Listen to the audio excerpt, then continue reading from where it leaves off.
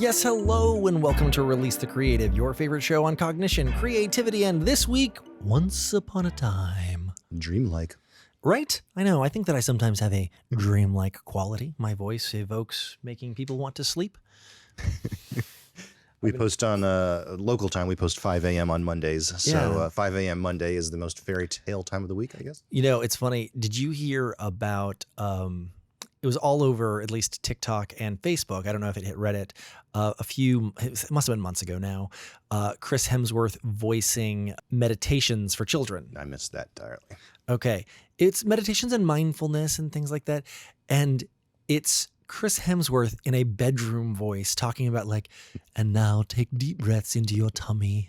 And like, I mean, it's just, and you listen to it and you're like, there's absolutely, I need to be very clear here. There's absolutely nothing even sort of inappropriate about it at all. It's not Go the F to Sleep by Samuel L. Jackson. It's not, it's like, yeah, exactly. It's super absolutely, and it's very childlike. There's nothing even like borderline. I can hear it in my head already. Right. Except it's still one of the most like the world's most gorgeous men talking about let's go to sleep, now climb into bed. And you're just like, so there was this big kind of, not backlash. There's this kind of, they're like, yes. And now every mom across the nation is going to start using these because it was just. That's just a marketing problem. That's true.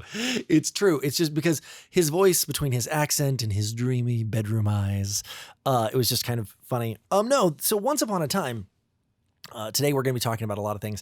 I want to talk about three things kind of at the same time in a grand juggling fashion because you know how much I love juggling. It always works when talking, yes. It does, right? So the three things that we're going to talk about at the same time is once story triggers, things like Once Upon a Time and They Live Happily Ever After, and then we're going to talk in very juvenile terms because those are ones that everyone knows and everyone understands. They're very simple. Once upon a time, there was a who did a, and then they lived happily. They're very things. And your story, every story has these triggers, and we're going to talk about those. But also, we talk so much, like, especially over the last few weeks, we've talked so much about like marketing and we've talked so much about like this company did this and this company did that. When really our show is about creativity and it's about cognition and it's about, at the end of the day, all of these things, whether you are watching WWE Raw, the 6 o'clock news, or the Oscars, or this year's Raspberry Award winner, it's all just storytelling. It's all just the application of me communicating from my understanding in my brain to you with the hope you hear the story. And so I want to talk about it. I want to like, I want to strip all of the high-minded marketing out of it. And I want to talk about stories, everything from Goldilocks and the Three Bears to Ted Lasso. Okay. So you turned me on to Ted Lasso literally yesterday. Yeah, in 26 hours. Yeah, and I'm on episode 3. And so no spoilers because I'm on episode 3. I don't know anything substantive enough to be. But the things that I'm liking about the show, and you can, I'm going to do these in ways that you don't have to be watching the show. First off, go watch the show. It's really great. It's such a classic show of such classic moments. And they do it in ways I laughed out loud every 3 minutes. And I don't like comedies. You know that about me because comedies tend to be the current definition in American comedy is not something that is to my tastes. But Ted Lasso is very British. Yeah. No, and I started. So this is a show that's been out for like close to a year now. Second season's coming up, and I kept seeing ads for it, and I was just like, it didn't look like my thing.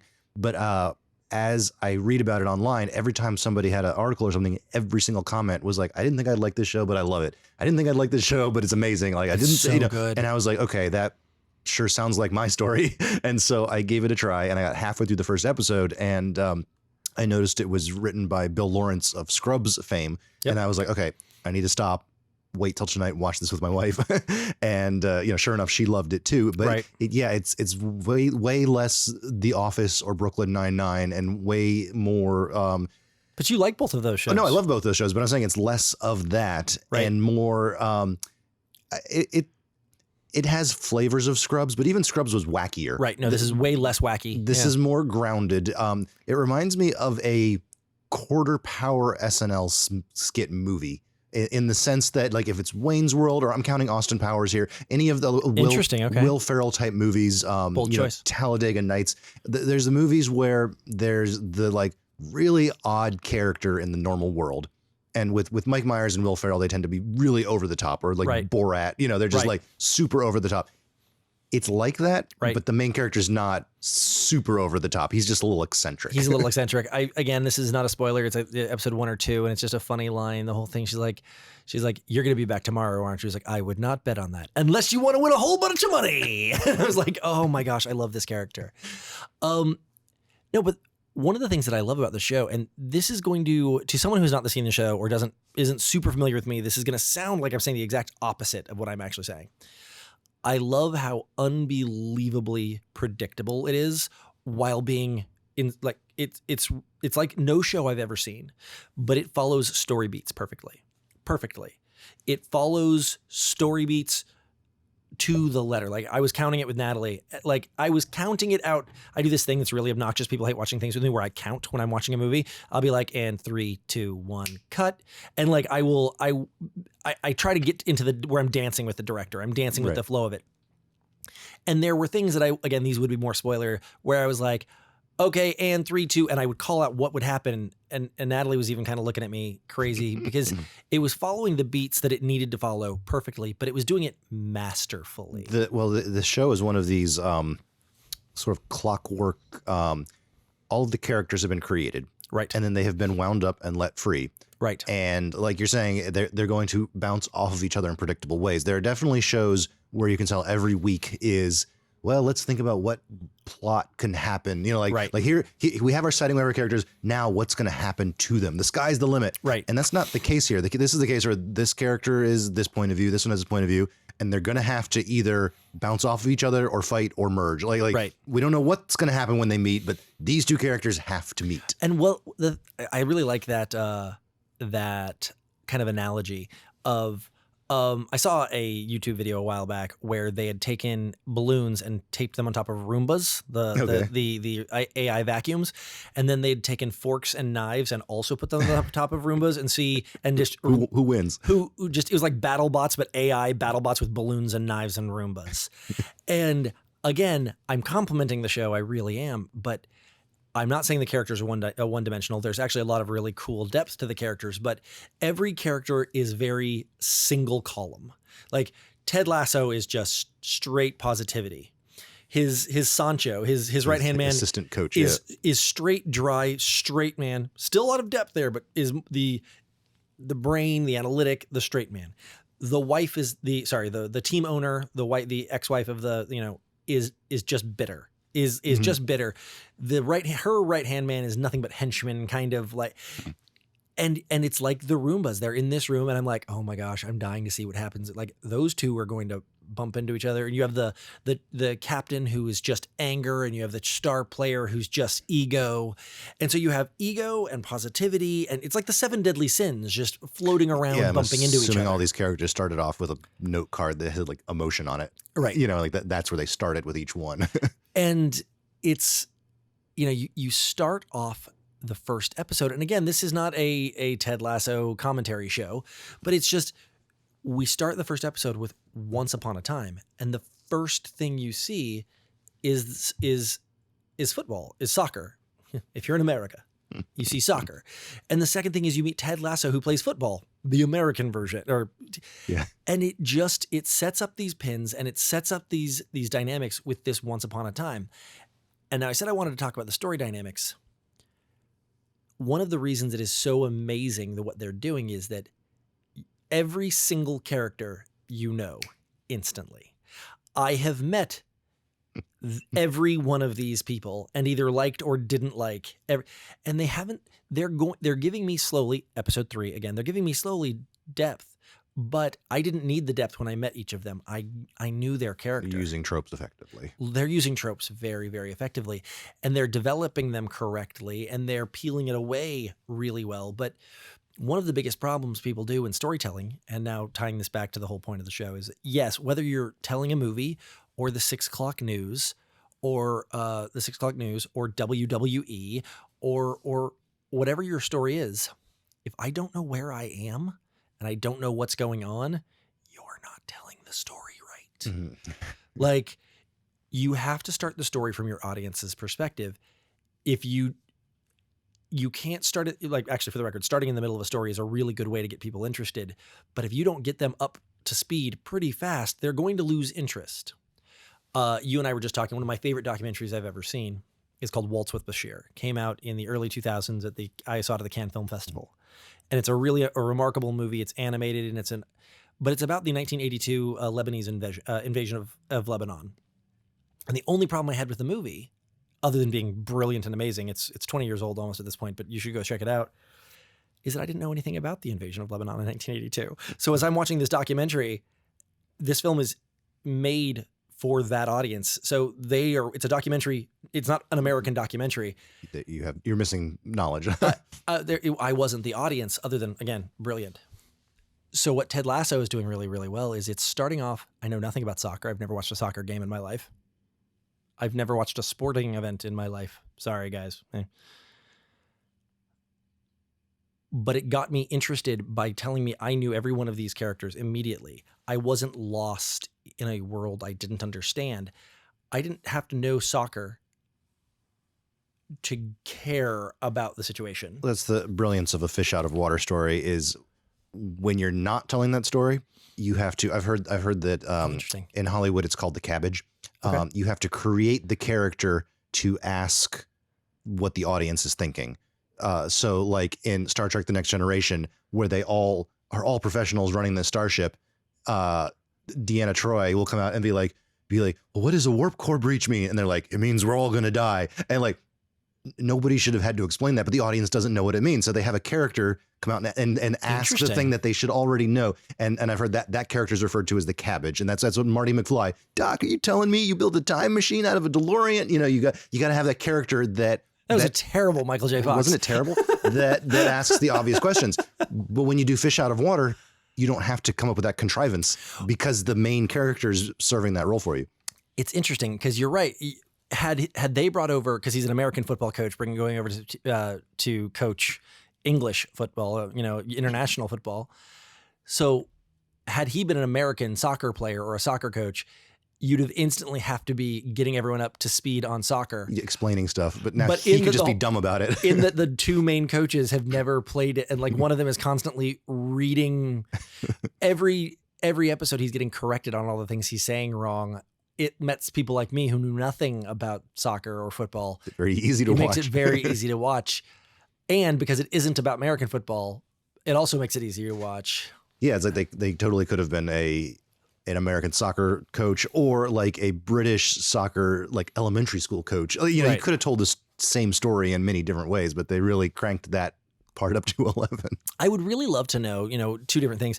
Not just, I want to know where this story came from. Like, where did... So what the character came from some sketches on ESPN. That is the extent of my knowledge. Gotcha. So what I don't know is I'm assuming the whole plot of moving to England and coaching soccer was made up for this show. I'm betting that wasn't the sketch. Right. I've never seen it, but I bet the sketch was just he's a kind of a fun, wacky character. Okay. Who did something, and then when it came time to make a TV show, they had to come up with a plot. So Ted Lasso, I mean, we talked about this a little bit, but so Ted Lasso is a character from Saturday Night Live. No, from ESPN. From ESPN. He's that's what I've read. I've never seen anything, but so yeah, the actor is from Saturday Night Live. right. The opening credits of this show say based on the character from ESPN.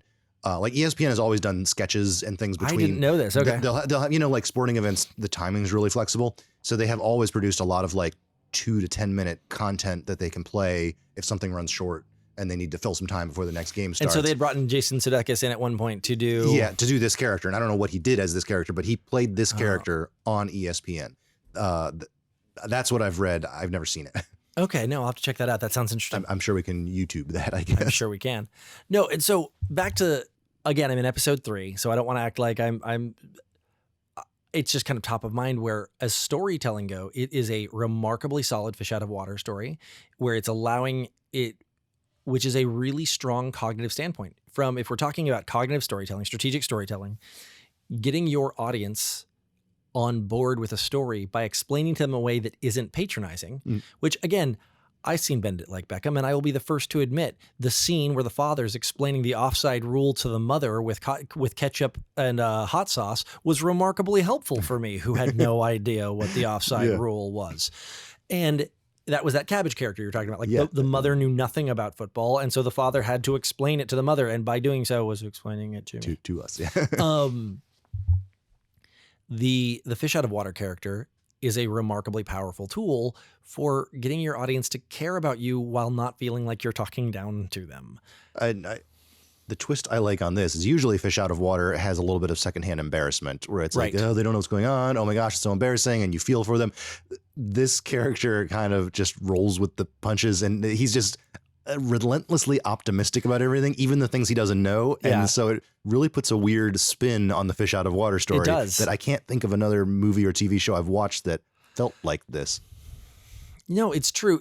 It's strange that you bring that up because, yes, I've seen the fish out of water character, Meet the Fockers, Meet the Parents, where laughing at the character is what you're doing. Yeah. And I've seen, or at best, it's making you vicariously relive a bad memory of your own. Right. You know, one way or another is kind of negative, though. I mean, and the other one, the other kind of way, this isn't necessarily fish out of water, except the Talladega Nights thing. You have the Ricky Bobbies of the world that, like, even when they're out of water, they're not out of water. They're just so in themselves that, and Ted Lasso is the antithesis of both of those things at the same time. He tends to be, he's funny and he's interesting and he's different and he's just stupidly optimistic while not caring about the things he doesn't know. He has the one little bit of a anxiety moment in the first episode, but. Well, and I want to, it's interesting. You just said stupidly optimistic. Usually in this kind of comedy, it's like an Austin Powers type. Actually is unaware. Like Austin Powers thinks he's the coolest thing ever of all time. Right. And yeah, you see other characters around him being like, this guy's weird, but like he doesn't really recognize that. And Ted Lasso does. Right. He doesn't let it bother him. So like, to me, that's somewhat more interesting. Just like he's knows, self-aware. Yeah. He's self-aware. He knows people think he's a weirdo. Right. But he's not going to let it bother him. I think, and again, this is not a spoiler by any means. It's just a line in the second or third episode that I made us rewind it and watch it again. It was such, he says to his star super asshole player, not the mean one, but the superstar. The young one. Yeah. He's like, would you rather be a panda or a lion? He's like, Coach, I'm me. Why would I want to be anything else? And he looks at him, he's like, I'm not sure you're aware of how unbelievably healthy that attitude is. And I'm like, and I stopped, I was like, that's such a good line. I'm not sure you're aware of how unbelievably healthy that attitude is. Have you gotten to the photo shoot yet? No. Oh, yeah. Oh, wait. Where we see the panda and the lion? Yes.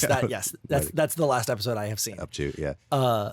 I'm just as an aside, I'm excited. There's 10 episodes. I just finished 5, so I'm halfway through. Right. And I don't know what the scene is, but online, nearly everyone that says you have to watch this show says they're very excited about, or they love the scene where they're playing darts. Okay. And that's all I know about it. I just know that like, oh, the scene where they're playing darts, I watch it all the time. I go back to it. I'm not up to it yet. So I'm very excited that the best is yet to come, apparently. From a cognitive standpoint, again, I bang the drum of cognition a lot. I think you really hit it. It's how self-aware the characters are of the story, how self-aware the characters in the story are, how aware the characters in the story are aware of the absurdity of the story. Like everyone in the story is aware of how absurd this story is, to the point where he's on the plane over there and the fan goes, oh my gosh, I can't believe you're doing this. They are going to eat you alive. This is totally stupid. This is the stupidest thing you could be doing. He's like, yeah, well, I've heard that song before, but I'm still dancing. And as we get to telling stories, as we get these like strategic storytelling moments, as we get to these kind of crazy moments, it's absolutely no different from once upon a time there was a little girl named Goldilocks.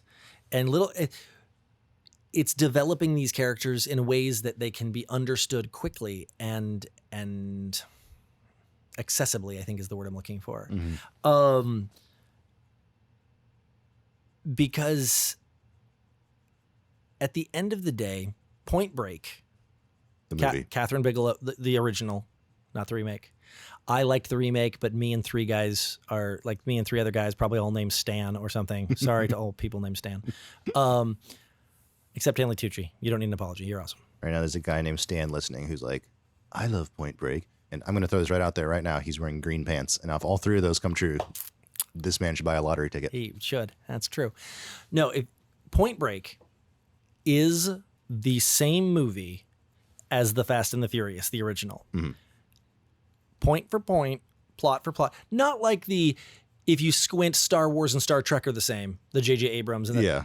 I don't mean that, or that if you squint, Star Wars and Harry Potter are the same. Because although those count too for what I'm saying. But like Point Break and Fast and the Furious, they're the same story. But again, so is Aragon, Harry Potter, and Star Wars. So we tell these stories over and over and over again. I mean, and there's so much depth in what I'm talking about. There's a lot of just general depth. There's a lot of things that you can get into, but really when it comes down to it, you know what? Put a pin in that.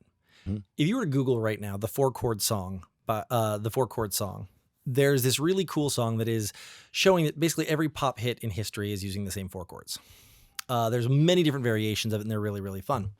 And I was talking to this music person once, this hardcore PhD in music theory, and they're like, "What do you think that means?" I was like, and I gave an answer, and they're like, "Okay, good." Because most people would tell you that means that people just keep rehashing the same crap. And that's not true. That's not what that means. Because there are lots and lots and lots and lots of other songs that aren't those same 4 chords. And there's lots of songs in minor key and major key. And there's lots of songs that aren't in 2/4 or 4/4. There are lots of songs that are all over the map. They just don't do well. It's self-selecting. It's the reason that those songs, those 4-chord songs, do well is that it feels like what people want to hear. They just move people. Yeah. I was listening to the radio yesterday and they were talking about why everyone hates Nickelback. Now, I don't know if you've heard me go off on this. Nickelback gets a bad rap. Okay. And that's what Nickelback basically invented the post-pop punk, early 2000 heavy metal pop punk. Yeah. And that means that they literally wrote the best of it, and by definition are the worst of it. They created this sandcastle that everyone else could then throw rocks at. Mm-hmm. And it was this great edifice. And that's why we tell the same stories over and over again. It's not that there aren't more interesting stories or more creative stories or more collaborative stories. It's that people don't believe them. They're like, "Oh my gosh, that was so stupid." Or that's not how people act. Yeah. Or that's not, we hear it all the time, truth, stranger than fiction. Reality is stranger than fiction because fiction has to be believable. Has to follow certain rules. Yeah. Fiction, they're like, "What do you mean? In fiction, people can have magic and they can fly." Right. But it has to follow. Reality has absolutely no rules. Fiction does.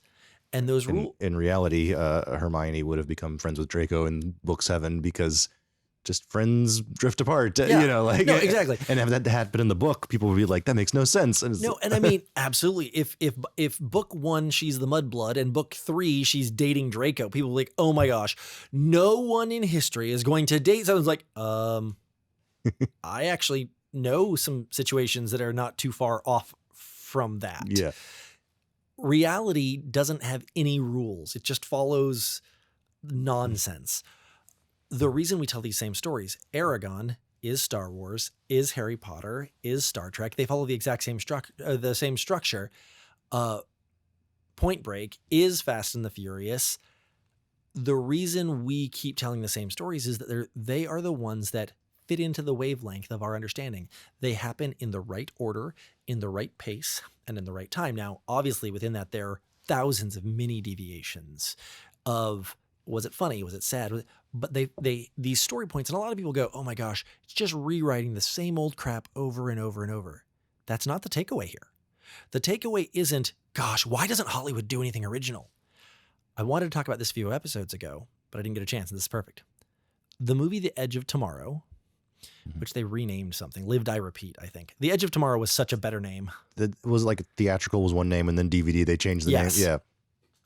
And I remember I was jumping up and down, screaming this on social media when it was out, but Live, Die, Repeat is what everyone is saying they want, and no one went and saw it. Yep.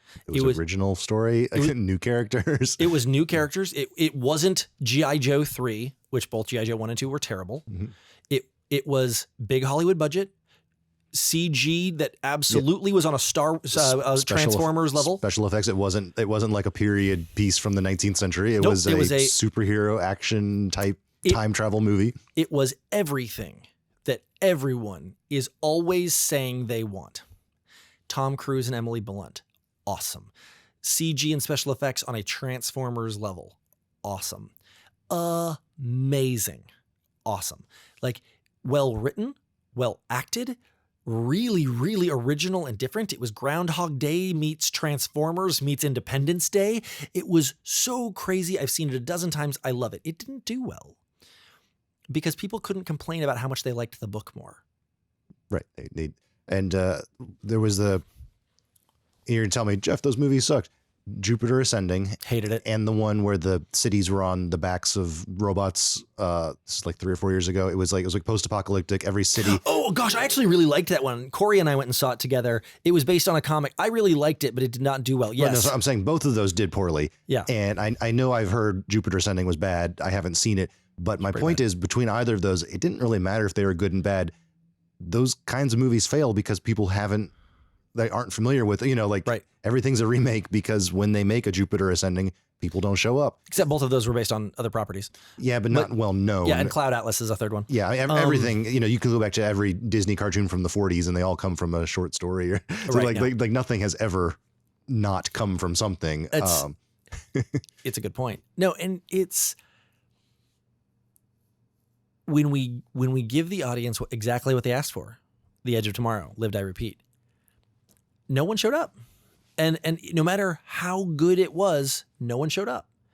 But the inverse of that, the true travesty of the other side is that when Stephen Sommers, a director that I used to adore, is given a property that I absolutely loved, G.I. Joe, he knew 2 things that were detrimental to that story. 2 things. 1, that he had enough money to do whatever the hell he wanted, that creativity was not required. Mm-hmm. And 2, he could have literally pointed a camera at Dennis Quaid doing a 2-hour, St. Crispin's Day speech as the Duke, and it would make the exact same amount of money as if he had tried anything. That he had all the money in the world to do whatever he wanted, and that whatever, it didn't matter. You're either the sort of person who's going to spend $12 on a G.I. Joe movie ticket. I was. Or you're not. And those are the 2 options. Yeah. Either you're going to see the G.I. Joe movie no matter what, or you're not going to see the G.I. Joe movie, no matter what. There's a little bit of a gray area in the middle. It's like 5%. Like 5%. And I loved Stephen Sommers. He crushed it with the Mummy, the Mummy franchise with Brendan Fraser. Crushed it. And he had all the money in the world to do the most amazing thing ever, and it didn't matter. I think that's everything is a remake. And we've said before that we love that YouTube show, Everything is a Remix. The remix part is what matters, I think, because Star Wars was Kurosawa movies redone, samurai movies redone, and westerns and samurai movies mashed together. You got Star Wars. Yep. Star Trek was Western TV shows. It was Wagon Train to the Stars. Was that what they called it? Interesting. It was all of the cowboy convoy. The early 1960s cowboys and Indians TV shows. That's what 60s Star Trek was, just in space. And that was intentional. They did it on purpose. And I had a third one. Oh, Indiana Jones was the old serial movies, just the old, adventure, the old pop, And so all of those were ripoffs, remixes, remakes of things before, but they changed it just enough. Whereas now, when you make G.I. Joe movie, make Ninja Turtle movie, make Indiana Jones 4, make Star Wars 7, 8, and 9, you're not being asked to change it at all. Yeah. And I think that's where the trouble comes in is, yes, rip stuff off, but you got to shake it up somehow, but you can't do it if it's called G.I. Joe. Right. You can't. Right. I have another show that I do with our intern, Ronan. We do it every Tuesday night. It's called, we call it Reels in the Round with Ronan and Kirk. And we talk movies.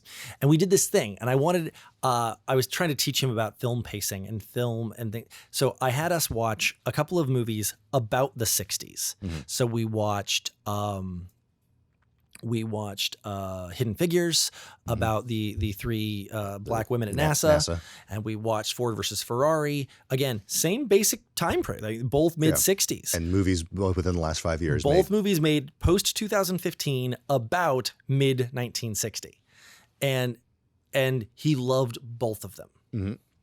I then had us watch a few movies from that era. So we watched Bullet.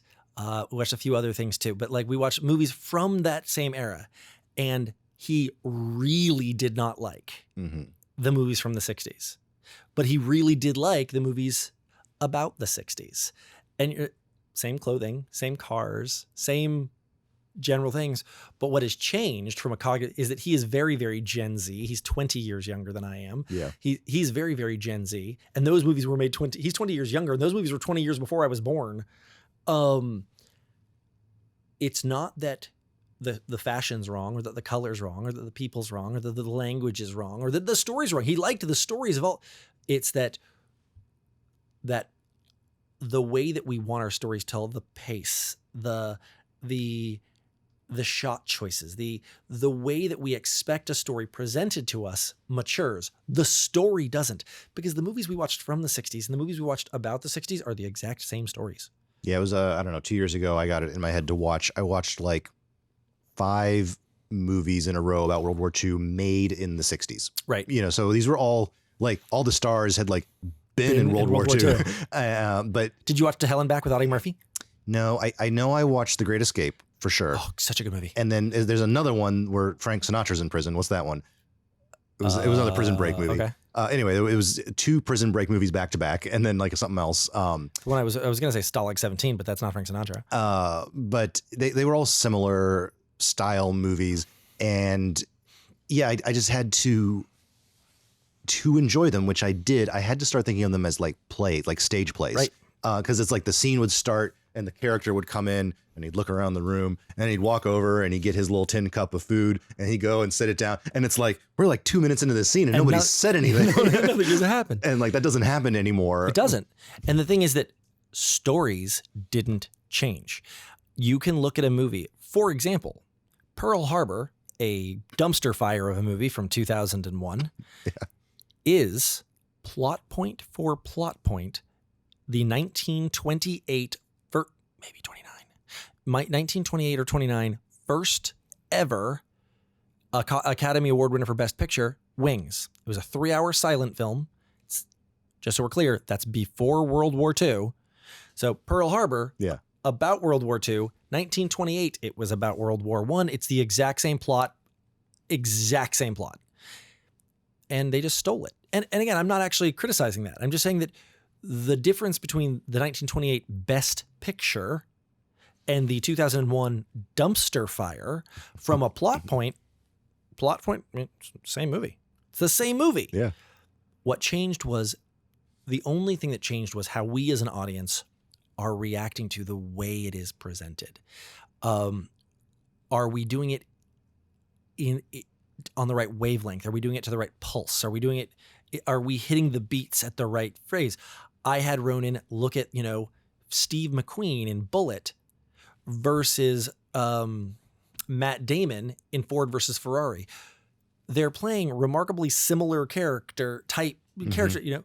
Are they delivering their lines the same? They're intended to be. Again, they're not the same person, but they're the same type person. They're both car people in the same era. They're the same basic. But the way they deliver lines, the tone of the scenes, the music, all that has changed. The stories didn't change, which is why we keep remaking. Bradley Cooper just won a bunch of Oscars for his directorial debut. And what did he do? A Star is Born for the 5th time.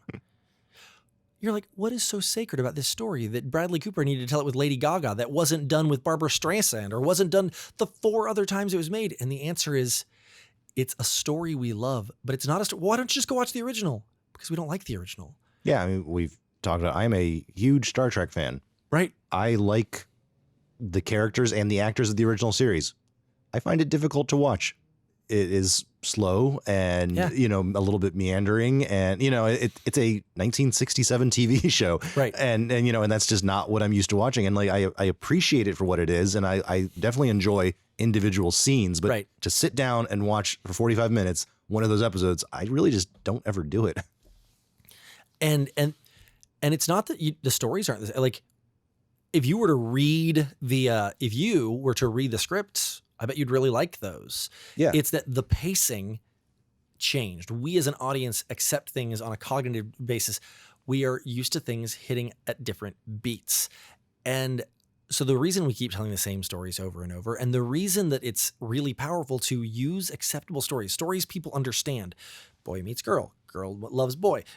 Boy says something to annoy girl. Girl leaves boy. Like, the reason we tell these same stories over and over is not lack of originality. It's that it's an engine. It's a vehicle that we know will penetrate cognition. Then we just have to put our actors, our words, our versions, our twists into that. Whether it's, again, commercial, marketing, stories, news. Even if you do from a news standpoint, well, news is different. News, you're just telling the story. No, I went to journalism school, and I'll tell you that the way you structure news is important. The order in which you give the information is important, because if you give the information in the wrong order, no one will understand what the heck you're talking about. Mm-hmm. And if it bleeds, it leads. Like, the reason we tell the same stories over and over is not lack of originality. It's that we have discovered the best engine for getting someone's attention, and we just keep rewrapping them as a carrier for the story we want to tell, wrapped in the story that we get to tell. The lesson for today is find something old, rip it off, and change it just enough. As Steve Jobs once said, good artists borrow, great artists steal. Yes, that is a thought to get you through the rest of the week. And we will see you next week back here. Thanks, guys. Thanks for joining us here at Release the Creative. Kirk here would never say it to your face, but he thinks you should like and subscribe to us on YouTube. And Jeff is far too shy to admit it, but he thinks you should subscribe to us on your favorite podcast reader. Yeah? Well, you're the one who's always saying that everyone should give us 5 stars on Apple Podcasts. Why do you have to make everything so difficult?